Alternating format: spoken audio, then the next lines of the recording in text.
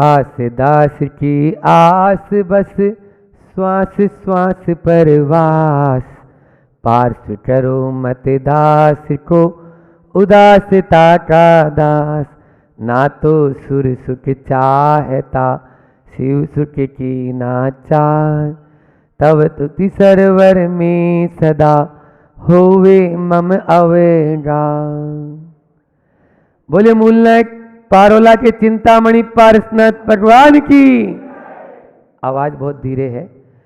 बोले परम उपकारी संत शिरोमणि आचार्य गुरुवर विद्यासागर जी महामुनि राज की, पूज्य मुनि श्री 108 दुर्लभ सागर जी महाराज की, पंच कल्याणक प्रतिष्ठा महामहोत्सव की।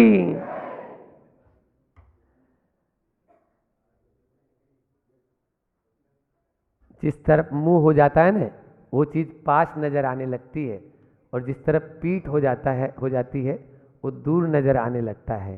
पंच कल्याणक अभी बिल्कुल समग्र है, सामने है, तो इसलिए अब वो बहुत पास है, और जिस तरफ पीठ है उधर ध्यान देना ही नहीं ना। इसलिए आज से ही अपन पूरा, आज से ही नहीं, आप लोग तो पहले से ही, हमारे आने के पहले भी बहुत अच्छे से इसमें जुटे हुए हैं और आगे भी जुटते चले जाएंगे। दो बच्चे आपस में बात कर रहे थे, सोहम और सत्यम नहीं था, हाँ, कि महाराज जी क्यों पर क्या बोलेंगे, क्यों पर क्या बोलेंगे, क्योंकि पी तक हमारी श्रृंखला हो चुकी थी, फिर कल आपके यहाँ प्रवेश हुआ तो प्रवेश के बारे में थोड़ा बोल दिया था। तो एक ने बोला महाराज जी क्वालिटी पे बोलेंगे, तो दूसरा बोलता है क्वालिटी पे नहीं बोलेंगे, वो क्वालिफिकेशन पे बोलेंगे। तो हमने सोचा इन दोनों को ही लड़ाओ नहीं, झड़ाओ नहीं, अपन तो इनसे हट के और क्वारल पे बोल रो। क्वारल यानी झगड़ा, क्वारल यानी झगड़ा, तो झगड़ा ही खत्म हो जाए। समझ में आ रहा है? तो आज बात क्यों पे है, और क्यों का मतलब होता है क्वारल, और क्वारल यानी झगड़ा। झगड़ा क्यों होता है ये तो आपने अभी देख ही लिया। एक ने बोला ये तो दूसरे बोला वो बोलता है पूरब तो वो बोलता है पश्चिम, बस वहीं हो जाती शुरू क्या, झगड़ा, और फिर होता है रगड़ा, और रगड़े के बाद में क्या होता है, जो होता है तगड़ा उसका बजता है नगाड़ा, जो तगड़ा होता है उसका नगाड़ा बज जाता है। तो इसलिए झगड़े में फंसना नहीं और झगड़ा करना नहीं। समझ में आया? झगड़ालू जीवन से तो उनको देखो, कौन को, डीओजी डॉट। समझ में आ रहा है? वो क्या करते हैं, दिन भर अपना समय उसी में बिता देते हैं, एक दूसरे पर भोंकने पर, और रात बची तो वो अपना इधर उधर घूमने में या फिर अपने मित्रों से भोंकने आदि में। तो वो नहीं होना चाहिए। तो झगड़े के मुख्य 4 कारण होते हैं, झगड़े के मुख्य 4 कारण होते हैं, और वो झगड़े क्यों होते हैं उसके कारण आपको हम बता रहे हैं। सबसे पहला है रुचि भेद। रुचि भेद, सबकी रुचि एक सी नहीं। ये 5 उंगलियां एक सी है क्या? घर में 5 मेंबर हैं, 5 एक से विचारधारा के हैं क्या?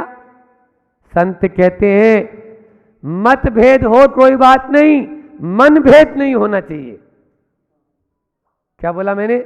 मतभेद होगा चलेगा, मेरा मत अलग है, इनका मत अलग है, दोनों के मत अलग नहीं, मन भेद नहीं करना है ना।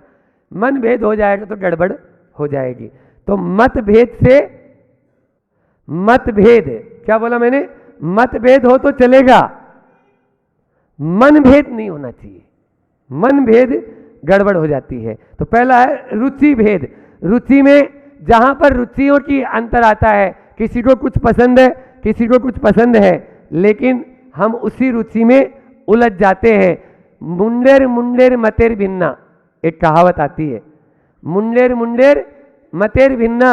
जितने मुंडे ये सिर हैं उतने ही सबकी मति है, अपने अपने विचार हैं, सब अपने विचार रखने के लिए। और भारत में तो ये स्वतंत्रता है कि अपने अपने विचार रख सकते हैं। तो उसके लिए रुचि भेद को अपन को, हाँ इतना जरूर है वहाँ। अब जैसे यहाँ पर भी अभी आप लोगों ने बहुत सारी समितियाँ बनाई, तो सबकी अपने अपने काम सौंप दिए हैं। अब उसमें भी बहुत सारे लोग हो सकते हैं अपनी अपनी अलग अलग उनकी रुचि हो सकती है कि ये कार्य ऐसा हो सकता है, ये कार्य ऐसा हो सकता है, लेकिन सबको लेके साथ में चलना है, तभी अपना आगे बढ़ सकते हैं और झगड़े से बच सकते हैं। दूसरा है अहम। दूसरा क्या है? अहम, ईगो। ईगो जहां आता है वहां झगड़ा शुरू हो जाता है। इसलिए ई को कर दो गो, तभी वो झगड़ा खत्म होएगा। हर छोटी छोटी बात में यदि अहम करेंगे, अहंकार करेंगे, तो आपको झगड़े से बच नहीं पाएंगे। लेकिन हमारा ईगो तो ऐसा है, यहाँ नाट नाट, ये क्या है?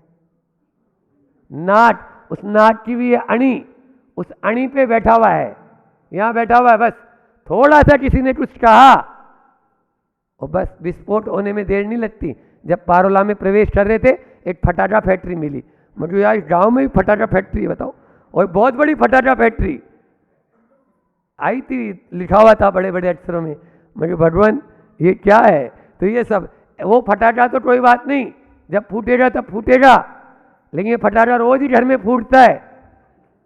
इस फटाका को फोड़ने से बचो, और वो तभी बच पाएंगे जब अपने वायर को आप इंसुलेटेड, कल नहीं परसों मैंने मांडल में कहा था, ये अपने वायर को इंसुलेशन लगा के रखें, तभी उस अहंकार को, क्योंकि अहंकार जहां झगड़ा वहां, सीधी सीधी बात। तो झगड़े से बचना है तो अहंकार, देखो कैसे होता है।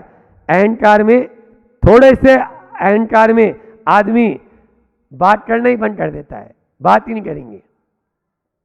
एक बार ऐसा हुआ, एक नाई था और वो नाई हजामत बनाता था। अब राजा जी की हजामत बना गया, राजा जी की हजामत बना दी। एक दिन राजा ने उससे बात कर ली। बात कर ली, कैसी स्थिति होती है? बात कर ली तो हाँ, वो बोलना ही बंद, अब किसी से बात नहीं करे। उसके मित्रों ने कुछ पूछे, वो मौन, जवाब ही नहीं दे। कोई भी बात पूछे, कोई जवाब नहीं दे रहा। अब वो नाई 3 दिन 2 दिन 3 दिन हो गया, उसका एक मित्र था, उसने तेजी से उसको जोड़ते हुए एक लगा दी उसको चपत। बोले तुम बोल ना, तुम बोल क्यों नहीं रहा? 3 दिन हो गया। बोले जिस मुंह से राजा से बात कर ली, उससे तुमसे क्या बात करना? जिस मुंह से राजा से बात कर ली, उससे तुमसे क्या बात करना? ऐसा अहंकार मत कर लेना कि हम उनसे बात कर लिए तो आपसे क्या बात करनी। कभी भी ईगो को अपने बीच में मत लेके आओ। तीसरा कारण है झगड़े का आग्रह है। आग्रह जहां होता है वहां पर झगड़ा शुरू हो जाता है। आज सुबह भी मैंने कहा था, 36 का आंकड़े में आग्रह है और 63 के आंकड़े में एक दूसरे को गले से लगाना। वहां आग्रह नहीं है, वहां समझौता है। समझौता की नीति अपनाओ, आग्रह की आग मत लगाओ। जहां आग्रह की आग हो गई, वहां पर सब सत्यानाश हो जाता है, पूरा का पूरा। इसलिए आग्रह अपने आप को रोको उसमें कि ऐसा ही हो, ऐसा नहीं। लाख कोशिश की जमाने को बदल डालूं, लाख कोशिश की, किसी शायर ने कहा है, लाख कोशिश की जमाने को बदल डालूं, जब जमाना नहीं बदला तो खुद को ही बदल डाला। जब जमाना नहीं बदला तो खुद को ही बदल डाला। आप लोग सामने वाले को बदलने की कोशिश करते हो, नहीं बदला, कोई बात नहीं, अपने आप को बदल लो। जमाना नहीं बदलेगा, अपना बदलना बहुत सरल है, जल्दी बदल जाएंगे। आग्रह मत रखो। और कई बार तो ऐसी आग्रह हो जाता है कि सूत में कपास और जुलाओं में लट्ठम लट्ठा चल रही है। एक बार ट्रेन के अंदर 2 यात्री यात्रा कर रहे थे और एक बोलता है खिड़की बंद कर, एक बोलता है खिड़की खोल। एक बोलता है खिड़की वो खोल रहा है, वो बोलता बंद कर, भैया मुझे ठंड लगती है। वो बोलता नहीं, मुझे घुटन हो रही है, और खिड़की खोलो, थोड़ी सी फ्रेश हवा आ जाएगी। दोनों लड़ रहे, इतने में टीटी आ गया। वो समझदार था, बोले लड़ क्यों रहे हो, पहले ये तो देख लो इस खिड़की में कांच है या नहीं है। उस खिड़की में कांच ही नहीं था और वो लड़ रहे हैं आपस में। अब ये आज्ञा की यदि स्थिति हो जाएगी तो कभी 3 काल में बोलो समझौता होगा, नहीं होगा, वहां तो झगड़े ही चलते रहेंगे। छोटी छोटी बात को लेकर अपने आज्ञा को किस प्रकार से हम थोप देते हैं। मंदिर से सास जा रही थी, दरवाजे से एक भिखारी लौट रहा था। मंदिर से सास घर जा रही थी, दरवाजे से एक भिखारी लौट रहा था। पूछा क्यों? भिखारी से बोला कि क्यों आज भिक्षा नहीं मिली? बोले नहीं, वो बहू रानी ने मना कर दिया। आपकी जो बहू थी वो रानी थी तो मना कर दिया। अच्छा चलो मेरे साथ। सास अंदर गई, भिखारी बाहर खड़ा रहा। अंदर से थोड़ी देर बाद में आई, बोले चलो चलो यहाँ कुछ भी नहीं है। अरे ये बात तो तुम्हारी बहू ने ही बोल दिया था, अब तुम क्या बोल रही है? तो बोले सुनो, घर की मालकिन मैं हूं, मना भी करूंगी तो मैं करूंगी ना, वो कौन होती है मना करने वाली? बोलो, ऐसी स्थितियां रोज आए दिन घरों में हो रही है और कलह का कारण बन जाता है, उससे बचे। और चौथा अंतिम कारण है झगड़े का स्वार्थ। पहला क्या बताया, भूल नहीं जाना, पहला क्या बताया अध्यक्ष जी? रुचि भेद, बहुत सुंदर, रुचि भेद। दूसरा क्या बताया? ईगो, अहम जिसको बोलते हैं। तीसरा क्या बताया? आग्रह है, ठीक है ना? और फिर चौथा है झगड़े का चौथा कारण स्वार्थ। स्वार्थ जहां होगा वहां झगड़ा होता है। ध्यान रखना बंधुओं, अपने स्वार्थ के पीछे व्यक्ति इस हद तक नीचे गिर जाता है कि सामने वाले का सर्वस्व उसका, यहां तक कि कई बार ऐसा होता है कि दूसरे वाले की एक आंख फोड़ने के चक्कर में अपनी दोनों आंख फोड़वा लेता है। आप किसी के घर के आगे एक गड्ढा खोदेंगे, आपके घर के आगे दो गड्ढा खोदेंगे। एक बार ऐसा हुआ कि जो है एक पुजारी था, भगवान को रोज ढोट देता था। बोले बस भगवान आप एक दिन भगवान उसकी पूजा से प्रसन्न होके प्रकट हो गए, बोल मान, तुम जो मांगेगा मैं दूंगा, लेकिन ध्यान रखना तेरे बाजू वाले को उससे डबल दूंगा। तुम्हें जो मांगेगा वो तुम्हें दूंगा, तुम्हारे बाजू वाले को डबल दूंगा। अब बाजू वाला जो दुश्मन था, 1 नंबर का दुश्मन था, तो बोले भगवान एक काम करो, मेरे घर के आगे एक गड्ढा खोद दो और मेरी एक आंख फोड़ दो। मतलब वो बाजू वाले की दोनों आंख फुड़वाने के लिए अपनी एक आंख फुड़वा ली। होता है ये, क्या है ये? स्वार्थ का बहुत घटिया रूप है जो झगड़े की जड़ है और झगड़े का कारण। इसके द्वारा कभी नहीं हो सकता है समझौता और कभी भी प्रेम नहीं उमड़ सकता है। झगड़ा बंद करो, प्रेम की बात करो। प्रेम जहां होगा वहां झगड़ा नहीं होगा। और ध्यान रखना पंच कल्याण हो रहा है। मैं तो ये और कहना चाहूंगा पारोला वालों, आप लोग एक बात को याद रख लो कि यदि सामाजिक हित के लिए यदि मेरे निजी हित की बलि देनी पड़े तो मैं देने के लिए तैयार हूं। समझ आ रहा है? सामाजिक हित जिसमें सबका भला हो रहा है, यदि उसके लिए मुझे अपना हित त्याग करना पड़े तो ऐसे त्याग के लिए भी मैं तैयार हूं और आप लोग तैयार रहते हैं। अब ऐसे इस झगड़े के जो बचने से उपाय क्या है? ये झगड़ा होता है तो उसके बचने के उपाय सबसे पहला है समग्रता का चिंतन। आप लोग समग्रता का चिंतन करें, है ना? समग्र जो सोचेगा, स्वस्थ चिंतन जिसको बोलते हैं, सब तरफ से सोचेंगे तभी वो आप उससे झगड़े से बच पाएंगे। जो संकीर्ण मानसिकता है वह झगड़े को जन्म दे देती है। और जब हम समग्रता से सोच लेते हैं नहीं कोई कारण होगा, इसी कारण तो ऐसा हुआ, तो फिर झगड़ा नहीं होगा। उसके बाद में जैसे अभी मैंने बताया था सिद्धेश को कि मान लीजिए कोई बाहर वाले आ रहे हैं और तुम्हारी जान पहचान हो गई, दिल्ली वाला आया और दिल्ली वाले से जान पहचान हो गई थी, तुम भी दिल्ली गया और उसको फ़ोन लगाया, उसे बोला हाँ हाँ आइए भैया हम आपको स्टेशन पे लेने आएंगे। और वो स्टेशन पे आप पहुँचे, वो नदारद। ये दिल्ली वाले बड़े बेवकूफ़ बनाते हैं, हम पारोला वाले अच्छे हैं। हाँ देखो हुआ ने ये क्या, और मैं देखो अब वो फ़ोन पे फ़ोन लगा रहा है, फ़ोन भी नहीं उठा रहा, देखो फ़ोन भी नहीं उठा रहा है। अब तो समझ में आ गई कि उसने जरूर मेरे साथ में, क्योंकि नकारात्मकता पहले ही भरी रहती है और समग्रता से चिंतन किया नहीं। अब वो बस यही चिंतन में आग बबूला जैसा हो रहा है कि देख लूँगा मैं उसको, कैसे नहीं मिलेगा ये वो नहीं। और वो बाहर टैक्सी के लिए जैसे ही पहुँचा तो वहाँ पता चला एक दूसरी टैक्सी आई और उस टैक्सी में उसके पिताजी थे जिसको आप फ़ोन लगा रहे थे। अभी अभी इनको अटैक, सीवियर अटैक आया था, बस अस्पताल लेके जा रहा हूँ भाई, और मैं तुम्हारा फ़ोन भी नहीं उठा पाया, तुमने कई बार फ़ोन किया लेकिन वो मिस कॉल में चला गया। अब आपका क्या होगा बोलो, क्या होगा? आप पानी पानी हो जाएंगे, नहीं मैंने गलत चिंतन किया था। ये है समग्रता से चिंतन, सामने वाले की दृष्टि से भी अपन सोच लें, ऐसा भी हो सकता है सकारात्मक सोच झगड़ा हटाती है और प्रेम को लेके आती है। सकारात्मक सोचें, नकारात्मक नहीं। यदि आप क्वारल यानी झगड़ा हटाना चाहते हो तो सकारात्मक सोचना है। गलती न होने पर भी यदि गलती को स्वीकार कर लेंगे तो सारा का सारा आपका मसला। I am wrong, you are right. एक माला फिरो पंच कल्याण तक। I am wrong, you are right. आप सही हैं, मैं गलत हूं।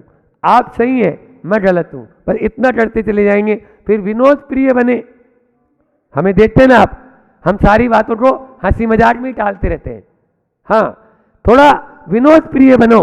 पत्नी जो है गुस्सा हो गई, सुन रही है अच्छे पे कि अब बहुत हो गया, मैं तो जा रही हूं मायके। तो पति जो था वो विनोद प्रिय था, बोले हाँ ठीक कहती हो, बहुत दिन हो गए मुझे भी ससुराल गए हुए और पप्पू को ननिहाल गए हुए। चलो तीनों एक साथ चलेंगे, पप्पू भी ननिहाल घूम आएगा और मैं भी ससुराल घूम के आ जाऊंगा। इस प्रकार से विनोद प्रिय सारी बात ही आई गई हो जाती है। अपन यदि ईंट का जवाब पत्थर से देने की कोशिश करेंगे बंधुओं, 3 साल में कभी आपका झगड़ा मिटने वाला नहीं है। ये वैर न वैर मिटाता है, ये वैर महादुखदायी है।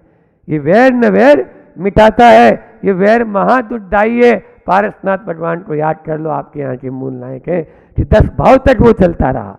समझ में आ रहा है? इसलिए वैर अपन को नहीं, और मौन हो जाए झगड़ा को। चौथा उपाय, ज्यादा है तो बस मौन हो जाए। सामने वाला कितनी देर बोलेगा, बोलो। लास्ट में तो मौनेन कलहो नास्ति। आचार्य भगवान कहते हैं कि मौन जो है सारे कलह को नाश करने वाला है। एक बार ऐसा था कि एक बहू थी और वो है बहू जो है बात बात में स्टेशन फंस जाती थी हर किसी से। एक संत के पास में आई, महाराज क्या करें, स्टेशन फंस जाती है, क्या होता है? बस हम भी जवाब दे देते हैं और वो भी हो जाता है, चाहे सास हो, चाहे जेठ हो, चाहे पति हो, सबके साथ में। बोल कोई बात नहीं, एक ये मंत्र दे रहे हैं, बस जब भी ऐसा कुछ होए तो तुम्हें इसको अपने मुंह में ताबीज़ बना दिया उसका, और उस ताबीज़ को मुंह में रखना है। कुल 6 महीने भी नहीं बीते और पूरे घर में अलग ही माहौल, जो नरक बना हुआ घर था वो स्वर्ग बन गया और पूरा घर का माहौल चेंज हो गया। बोले संत ने ऐसा क्या मंत्र दे दिया अपन को? तो जाके बोला महाराज आपने क्या मंत्र दिया था, गजब हो गया है। बोले मंत्र कुछ नहीं दिया, वो मुंह बंद रखने का मंत्र दिया था हमने। मुंह बंद रखने का मंत्र दिया था, तुमने मुंह बंद रख लिया तो सब काम सही हो गया। ये तो बात हुई है क्वारल की। व्यवहारिक जीवन में इस क्वारल यानी झगड़े को समाप्त कर दो, और जब अध्यात्म में उतरने की कोशिश करो तो अपने भीतर में ये 4 प्रश्न करो। Q for question, Q for question, question mark लगाओ। और वो 4 क्या है जो आपको प्रश्न अपने आप से पूछना है, अध्यात्म की ओर लौटना है। ये व्यवहार की बात बोल दी, अब अध्यात्म की बात भी आपको दे देता हूं। पहला प्रश्न करो, मुझे ये क्यों मिला? आपको जो जो मिला, शिकायत मत करो अपने प्रभु से, महाराज ये नहीं है, महाराज ये नहीं है, महाराज वो नहीं है। अरे सब कुछ तो मिला है, तो आप मुझे ये क्यों मिला? किसी को हाथ ही नहीं मिले दोनों, आपको 2 हाथ क्यों मिले? बोलो। किसी को रहने के लिए छत ही नहीं है, आपको घर क्यों मिला? प्रश्न करो, आपका समाधान अपने पास में आ जाएगा। सारी समस्याओं का समाधान आपके इन प्रश्नों में है। मुझे ये क्यों मिला, पहला प्रश्न। दूसरा है, मुझे ये किस लिए मिला? दूसरा प्रश्न क्या है? मुझे ये किस लिए मिला? दूसरा प्रश्न करो। पहला मुझे क्यों मिला, बोलो क्यों मिला? अध्यक्ष जी बता रहे हैं, इसलिए मिला कि मेरा पुण्य था। मुझे ये क्यों मिला, उत्तर क्या होगा? आप एक ही उत्तर देंगे। आप मान लीजिए हम काले हैं, आप गोरे हैं, क्यों हैं? क्योंकि आपका पुण्य तेज है। हम महाराज जी हैं, आप मान लीजिए नीचे बैठे हो, हमारा पुण्य तेज है। समझ में आया? मुझे ये क्यों मिला हर चीज में। कुरल काव्य की एक बहुत अच्छी पंक्तियां हैं।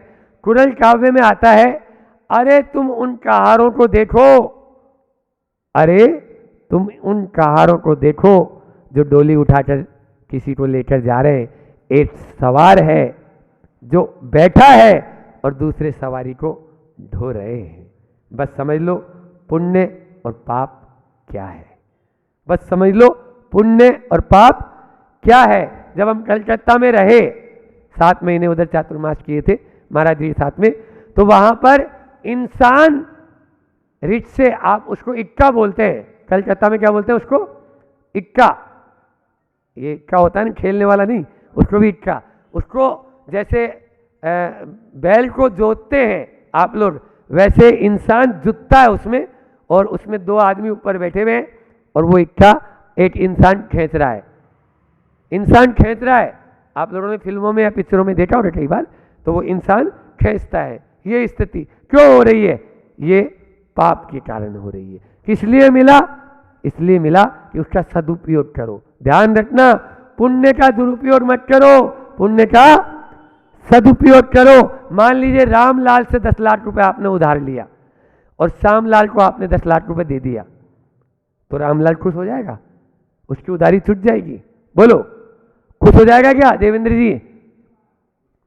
क्योंकि रामलाल से आपने 10 लाख रुपए लिया था और श्यामलाल को आपने 10 लाख दे दिया, लेकिन रामलाल खुश होने वाला नहीं है।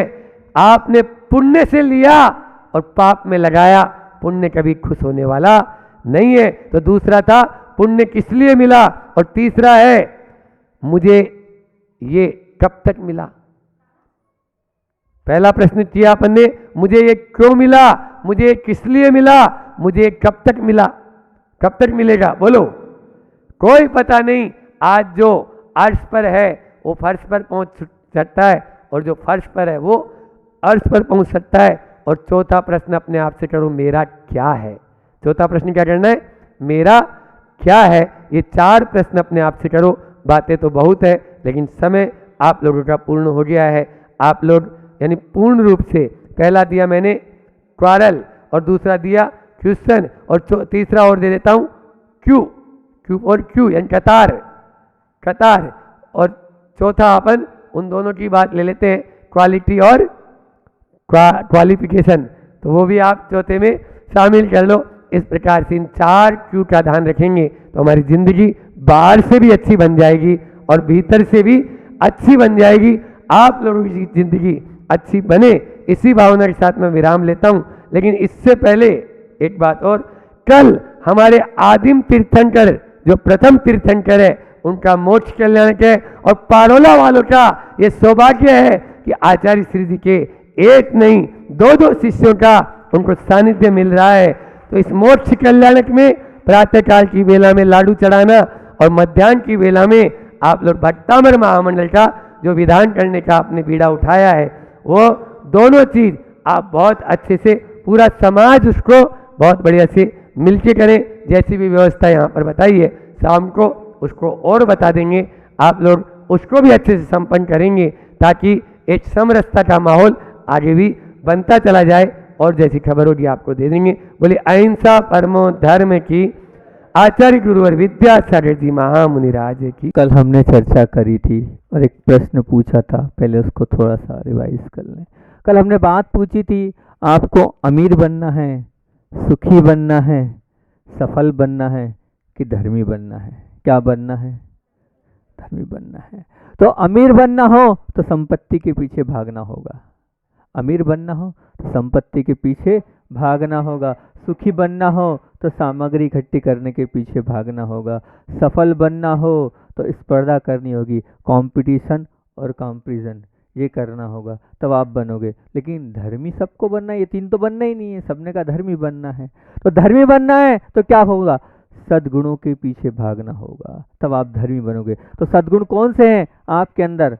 वो सद्गुण 3, नम्रता, सरलता और पवित्रता। कल इसकी बात अपन ने करी थी। आप सब बोल रहे हो धर्मी बनना है, तो क्या आपके अंदर नम्रता है? क्या आपके अंदर सरलता है? क्या आपके अंदर पवित्रता है? अगर ये है तो आप धर्मी बनने के मार्ग पर आगे बढ़ रहे हो। कल अपन ने पुण्य की बात करी थी और पाप की बात करी थी। पुण्य को बढ़ाना है तो पुण्यानुबंध पुण्य जब होगा जब वो पुण्य की जो वस्तुएं हमें मिली है उन वस्तुओं का उपयोग हम करेंगे। अब वो पुण्य को और बढ़ाना है तो उसके लिए पुरुषार्थ चाहिए। उसमें 5 चीज़ें कल आपके सामने रखी थी कि अगर आपके पास समय है, समझ है, सामग्री है, सामर्थ्य है और संयोग है, ये 5 चीज़ें होने के बाद भी अगर आप अपने पुण्य को नहीं बढ़ा रहे हो तो आपका रास्ता कहाँ है? पाप के दरवाजे पे। कल अपन ने चर्चा करी थी। विषय तो आज का और कुछ था, देखते हैं वो विषय हम आगे देंगे। समय के ऊपर हमने बहुत अच्छा चिंतन किया, लेकिन पहले थोड़ी भूमिका, यहाँ आए हैं तो पहले यहाँ की बात कर लें। जहाँ की रोटी खाई वहाँ की तो अपने कुछ तो बात करना पड़ेगी। वंडर सीमेंट वालों के आए तो वंडर बात तो करना पड़ेगी, है ना। वंडर का मतलब क्या होता है पहले अपन समझ लें। सभी लोग वंडर वंडर कर रहे हैं। वंडर का मतलब तो ये होता है, हिंदी अनुवाद। असल में क्या, अंग्रेजी इतना अपन ना, अंग्रेजी हम तो उसी पे हिंदी पे चर्चा करते हैं। पहले सोचा करें, फिर कहा नहीं नहीं हिंदी पे ही करते हैं। वंडर का मतलब हिंदी अर्थ तो ये होता है बहुत अच्छा, यही होता है ना। वंडर का मतलब क्या होता है? बहुत अच्छा। अब ये बहुत अच्छे पर अपन चर्चा करें। अब बताओ आपका जीवन बहुत अच्छा है कि नहीं? वंडर सीमेंट में तो आप काम कर रहे हो सभी लोग, लेकिन आपका जीवन वंडर है कि नहीं? आपका जीवन अच्छा है कि नहीं? अपने आप से पूछो तो हमारा जीवन कितना अच्छा है और कितना बुरा है। अपने जीवन को अगर वंडर बनाना है, हम जहाँ जाते हैं उस गांव की व्याख्या करते हैं। जहाँ जाते हैं तो वंडर ये गांव ही है। तो वंडर का वह क्या कह रहा है? वंडर का वह क्या कह रहा है? दीपक जी आपके लिए आज ये हमने सामयिक में चिंतन किया, सिर्फ आपके लिए। वंडर का वह कह रहा है कि वंदन करने वाले का जीवन ही वंडर होता है। वंडर का वह कह रहा है कि वंदन करने वाले का जीवन ही वंडर होता है, और आप वंदन नहीं कर रहे हो, आप प्रभु के दर्शन नहीं कर रहे हो। अगर आपको अपने जीवन को वंडर बनाना है तो सबसे पहले ये ध्यान रखना, हमें कम से कम प्रभु की भक्ति तो करना पड़ेगी, प्रभु के प्रति आस्था तो हमें जतानी पड़ेगी, प्रभु के प्रति श्रद्धा तो हमें बतानी। हम घर में फोटो में नहीं, घर में फोटो में जो आपने बात बोली वो हमें अच्छी नहीं लगी। आप एक बात बताओ दीपक जी, ये मात्र दीपक जी से नहीं, आप सबसे बात कर रहा हूँ, नहीं तो आप समझ वो आज पकड़ में आ गए। हमने पूछा क्यों मंदिर जाते हो? बोले महाराज जी कभी कभी देख चले जाते हैं, घर में तो फोटो है ही। मैंने बहुत अच्छी बात है ये। मैं आपसे पूछता हूँ, जो आपका बहुत करीबी होता है, जो आप जिससे आप बहुत प्रेम करते हो, जो ऐसा लगता है जिसके बिना मैं नहीं रह सकता हूँ, चाहे वो आपकी पत्नी हो, चाहे आपका बच्चा हो, या कोई भी हो जिससे आप बहुत प्रेम करते हो, एक दिन भी क्या उसके बिना रह सकते हो? चाहे कुछ भी हो, फ़ोन पे तो बात कर ही लोगे, अगर दूर भी चला गया तो उसके बिना आपको अच्छा नहीं लगता है। तो बताओ भगवान आपको अच्छे नहीं लगते हैं, इसीलिए आप भगवान के दर्शन करने नहीं जा रहे हो। मैं तो यही मानूंगा कि भगवान आपको अच्छे नहीं लगते हैं। अगर सब आपको भगवान अच्छे लगते तो आप उनके बिना नहीं रहते। चाहे जो हो जाए भैया, कम से कम भगवान के दर्शन तो मैं करूँगा ही करूँगा। भगवान के दर्शन तो मैं छोड़ूंगा ही नहीं छोड़ूंगा। मैं भगवान के पास तो जाऊंगा ही जाऊंगा। अगर भगवान प्रिय होते तो भगवान छूटते नहीं। प्रकाश जी भी छोड़ रहे हैं भगवान को, बोले हाँ देख लेता हूँ कर लेता हूँ, कितना ही कुछ भी हो। मैंने उनसे कहा, मैंने कहा एक बात बताओ, ये आप चश्मे को आप जरूरी मानते हो ना, इसके बिना आपका काम चलता है क्या? बोले नहीं चलता। तो जैसे आप दोनों का चश्मे के बिना काम नहीं चलता है, ऐसे भगवान के बिना काम नहीं चलना चाहिए। आपने अपने जीवन में भगवान को जरूरी नहीं माना है, आपने अपने जीवन में प्रभु को जरूरी नहीं माना है। मतलब यही है कि आपकी आस्था में भी कमी, आपकी श्रद्धा में भी कमी, कमजोर आस्था है, इसलिए आपका जीवन वंडर नहीं बनने वाला। वंडर बनाने के लिए वंदन करने वाले का जीवन ही वंडर होता है। अब आप बताओ, आपको वंडर बनाना है कि नहीं? अपना जीवन बनाना है ना। जिसके जो आस्था के पुंज हो, जिसके जो भक्ति के पुंज हो, आप वो जाओ, लेकिन भगवान के दर्शन नहीं छोड़ना है हमें, प्रभु के दर्शन हमें नहीं छोड़ना। ध्यान रखना, वंदन से ही जीवन का क्रंदन समाप्त होगा। वंदन से ही ये तुम्हारे जीवन का रोना समाप्त होगा। अपने रोने को समाप्त करना हो तो वंदन करना होगा। क्यों मैं वंदन करने की बात बोल रहा हूँ? हम 24 घंटे लगे हैं अपने संसार में, 24 घंटे वही लगा है, लेकिन प्रभु क्या, न एक बात ध्यान रखना, हमारे जो प्रभु होते हैं ना तो देते हैं ना लेते हैं। उनको कोई मतलब नहीं है।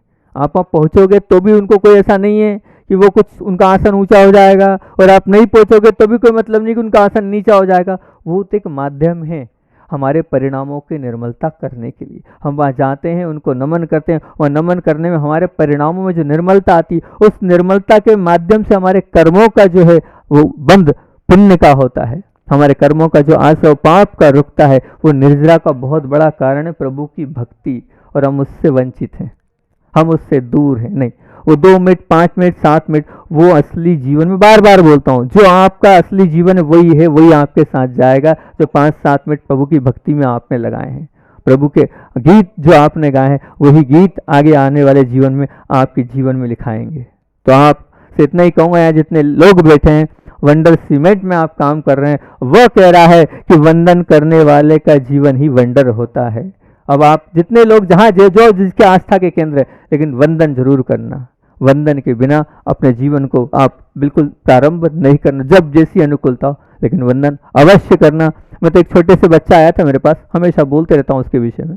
वो आया छोटा सा बच्चा, आपके लिए विशेष तौर से सुन लो उस बच्चे की बात। वो छोटा सा बच्चा आया, बोले महाराज जी नरक में मंदिर होता है कि नहीं? हमने कहा छोटा सा बच्चा है, नरक में मंदिर की बात कर रहा है, बात क्या है?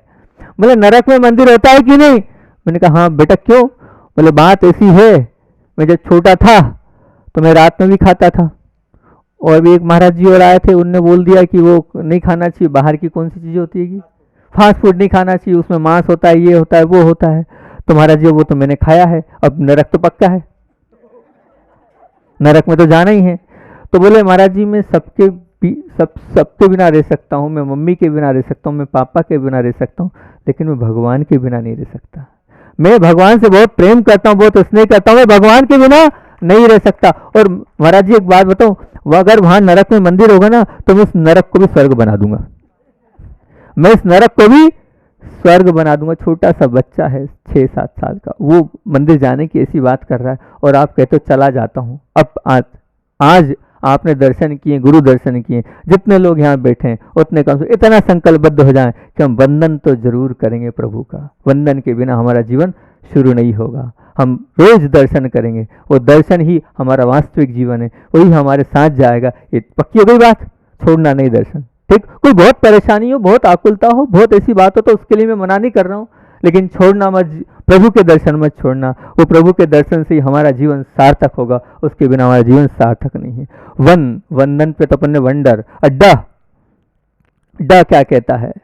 वंडर का ड कहता है डर को रखने वाला ही, डर को रखने वाला है, डर को अपने जीवन में रखने वाला ही का जीवन ही वंडर होता है। क्या बोल रहा हूँ? डर को रखने वाले का, डर अपने साथ जो बनाए रखता है उसका जीवन ही वंडर होता है। आप डरते हो कि नहीं? किससे डरना महाराज जी, हम तो निडर हैं। नहीं, मैं तो उस डर की बात कर रहा हूँ कि आप पापों से डरते हो कि नहीं? आप पापों से डरते हो कि नहीं? विचार करना।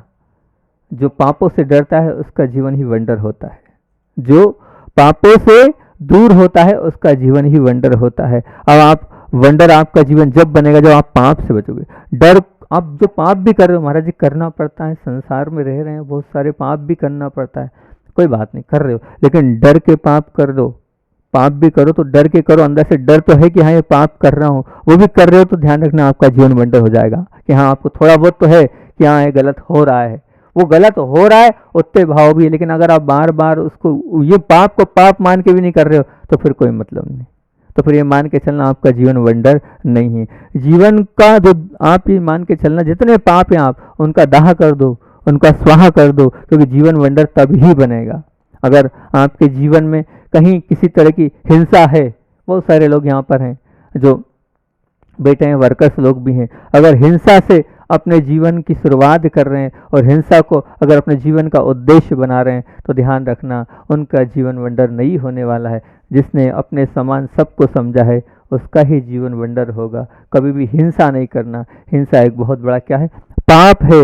हम झूठ बोल रहे हैं, ये भी तो एक बहुत बड़ा पाप है, और बात बात पर बोल रहे हैं। और कई बार तो ऐसा होता है कि बिना मतलब के हम झूठ बोलते हैं। जब 5 पाप आते हैं हमारे यहाँ, बचपन से सिखाते हैं, उन 5 पाप में हिंसा, झूठ, चोरी, कुशील, परिग्रह, इनको पाप बोलते हैं। तो हम बात बात पर जो झूठ बोल रहे हैं, बात बात पर हम गलत बोल रहे हैं, ये क्या है? ये पाप है। इस पाप से भी हमें बचना पड़ेगा। आप झूठ, बताओ कितने लोग झूठ बोलते हैं?